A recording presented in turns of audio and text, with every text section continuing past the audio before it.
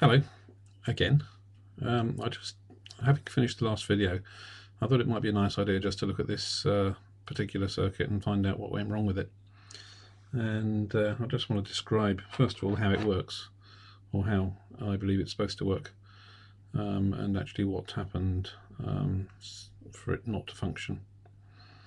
In essence, this is two separate circuits. There's a circuit on the left-hand side here, which is the trigger. Okay, assuming the thing's already in motion, because that's the sensible place to start.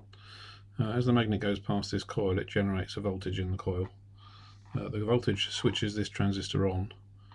Okay, there should be a voltage between here and here, which is enough to turn this transistor on. When this transistor turns on, it makes a conduction path like a switch across here. Okay, and that allows the voltage in the capacitor to come through this transistor, which is also turned on by the fact that this one's on, down through this transistor, down through this one, which turns this transistor on. Okay, and these two transistors being turned on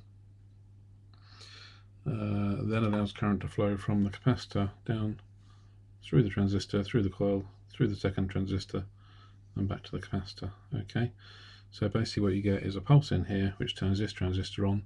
That transistor turning on turns these two transistors on. Those two transistors allow current to flow through here, switching the coil on. The coil then produces a pulse which repels the magnet. It's a brief magnetic field pulse. Repels the magnet, sends the motor off on its way. The collapse of the field as these transistors then turn off provides back EMF, which is rectified by the bridge rectifier and sent back to the capacitor.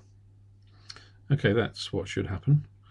What actually happens is I don't ever achieve using the magnet. I never actually achieved turning this transistor on, maybe because the coil's just too small. I had maybe 300 or 400 turns on the coil. Perhaps it requires several thousand, I don't know. I just couldn't get enough energy out of this to turn this transistor on.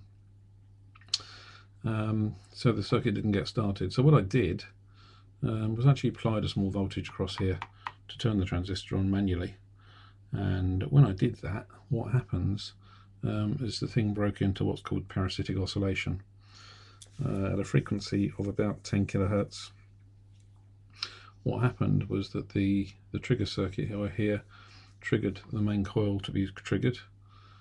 That then coil trigger, by transformer action, caused another pulse to be generated in this part of the circuit, which re-triggered this thing, so the thing went on and off, on and off, on and off, on and off, and you ended up with a parasitic oscillation which just drained the capacitor, which was fully charged to about 6 volts, discharged it in about 2 seconds flat. So I think I can see no reason why this shouldn't work. Personally, I think I prefer to use FETs rather than bipolar transistors. If I was to redesign it, which I'm not going to spend the time doing. And again, an FET on there would probably help as well. So, and of course something a bit larger so you can take much more current and perhaps start with a higher voltage. But I'm not convinced. I think it was, it was an interesting experiment, and didn't actually work. And well, fundamentally, I bought 2 coils of wire, and I've wound several coils from the wire I bought, and the last coil, which I showed you on my last video, was almost the end of the coil of the coils of wire. So I don't have any more wire anyway, even if I wanted to build another one and try again. But I've kind of given up with that now. But I thought I should just explain to you what the problem was. So if you are going to do this, you might want to spend a lot of time making sure that these coils have lots of turns on. I did try putting some iron in the centre of the coils as well, but all that did was cause the magnets to be attracted to the coil, and given that the purpose of the coil is to repel the magnets, that wasn't stunningly useful.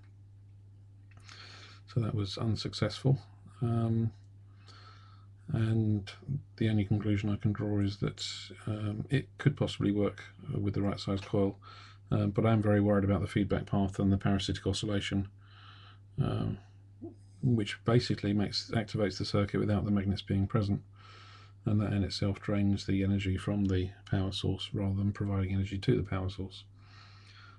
So if it did have any hope of working, you'd have to somehow prevent it from oscillating, I guess by slugging some part of the circuit, maybe with a capacitor, maybe by having 2 separate circuits which are independent of each other, and some sort of delay in between the two. I did quite like the idea actually of having these two coils entirely separate. The advantage of separating them is you don't get the transformer action, you don't get the feedback. And so if you have one coil here and one coil here mounted directly opposite, a bit like my coil on my paperclip switch on my second version, that would give you much more chance of making this thing work, and you wouldn't get the feedback problem.